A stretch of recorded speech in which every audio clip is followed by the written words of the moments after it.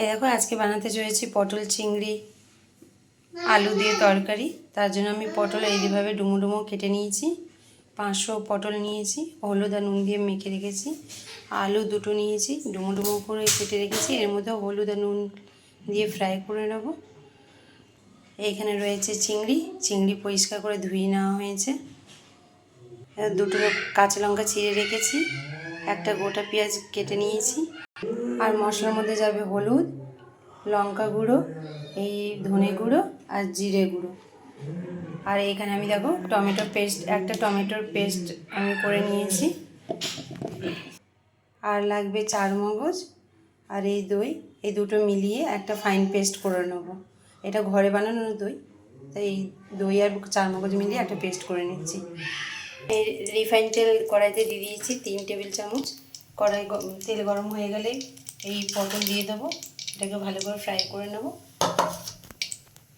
এই দেখো পটলটা ফ্রাই হয়ে এসেছে, এবার এটাকে তুলে নেবো। মিডিয়াম আঁচে ফ্রাই করে নিচ্ছি। এবার আলুটাকে একই কড়াইতে ফ্রাই করে নিচ্ছি। আলু দিয়ে দিয়েছি, এটাকেও ঢাকা দিয়ে ভালো করে ফ্রাই করে নেব। আলু ফ্রাই হয়ে গেছে, এখন আলু তুলে নেব। এরপর চিকেনটা হলুদ নুন মাখিয়ে রেখেছি, এখন চিংড়িটা এখন দিয়ে দেবো। চিংড়ি কড়াইতে দিয়ে দিচ্ছি। চিংড়ি বেশিক্ষণ ফ্রাই করতে লাগে না, বেশি ফ্রাই করলে শক্ত হয়ে যায়। হালকা ফ্রাই করে তুলে নেবো। চিংড়িও ফ্রাই হয়ে গেছে। কি কড়াইতে তেল দিয়ে দিয়েছি, এখন কিছু গোটা মশলা দিয়ে দেবো। একটা তেজপাতা ধুয়ে নিয়েছি, একটা এলাচ, 3টে লবঙ্গ, দারচিনি, গোটা জিরে দিয়ে দেবো। ফ্রাই হয়ে গেছে, এবার পেঁয়াজ দিয়ে দিচ্ছি। তো পেঁয়াজটা ফ্রাই হয়ে গেছে, এবার আদা রসুন বাটা দিয়ে দিচ্ছি।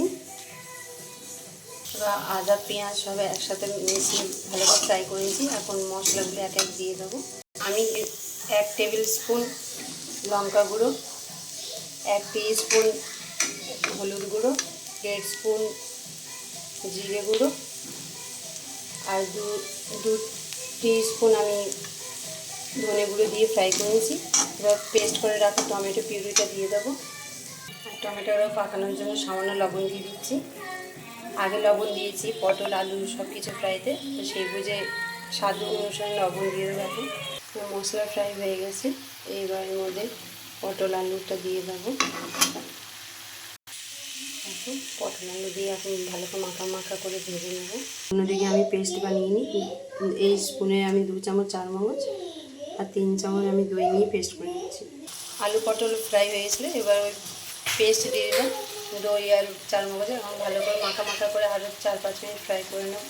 এইটা ফ্রাই হয়েছে, উষ্ণ গরম জল দিয়ে দেবো। যেহেতু দই দিয়েছি তা কম আঁচে রেখে রান্না করে নেব, নাহলে দইটা ফেটে যাওয়ার সম্ভাবনা থাকে। যতটা গ্রেভি দেওয়ার কত পরিমাণে জল ঢেলে দিয়েছি। এই সময়ে চিংড়িটাও ঢেলে দেবো। এই চিংড়িটাও দিয়ে দিলাম। এবার 7-8 মিনিট ঢাকা দিয়ে রান্না করে নেব, তারপর আমার রান্না রেডি।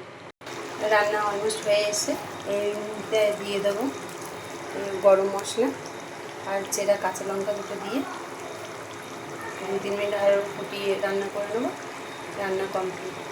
গরম মশলা কাঁচা লঙ্কা দিয়ে দিলাম। দেখো আমার আলু পটল চিংড়ির তরকারি রেডি হয়ে গেছে, দেখতে পাচ্ছ। খুব বেশি ঝোল হয়নি, মাখা হয়েছে। তোমাদের যদি ভিডিওটি ভালো লাগে অবশ্যই সাবস্ক্রাইব করে পাশে থেকো।